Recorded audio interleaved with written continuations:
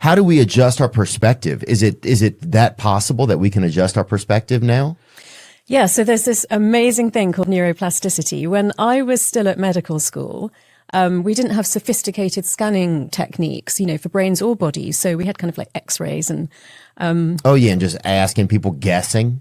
yeah, kind of, and in neurology, a lot of guessing, because if someone had a brain tumor, but you knew where it was roughly, then you would say, oh, now we know which part of the brain you use for like writing, or it was a lot of guesswork in neurology particularly.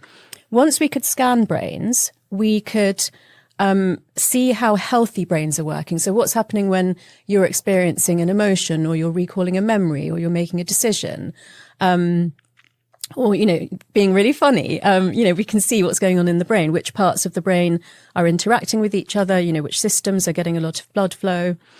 And so we also then found out that, because we used to think that by the time you stopped physically growing, like age 18, that your brain became completely fixed, your personality, your IQ, etc. We now know that the brain actively grows and changes till we're about 25. So if you think of a newborn baby, it can't do anything. And within 18 months... It's ridiculous, really. Right?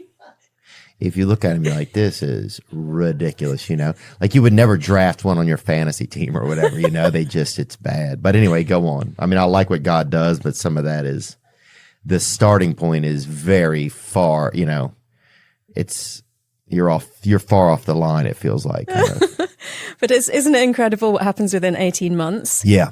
So, really then they're like walking, they can control their own bladder and bowels, they can speak up to 5 languages if they've been exposed to, different languages in the first few years of their life. So that's the biggest example of neuroplasticity. That change is incredible, as you've just said. And then in teenage, there's quite a lot of change. The brain becomes a bit more sophisticated for adulthood. And then this process is going on really actively till we're about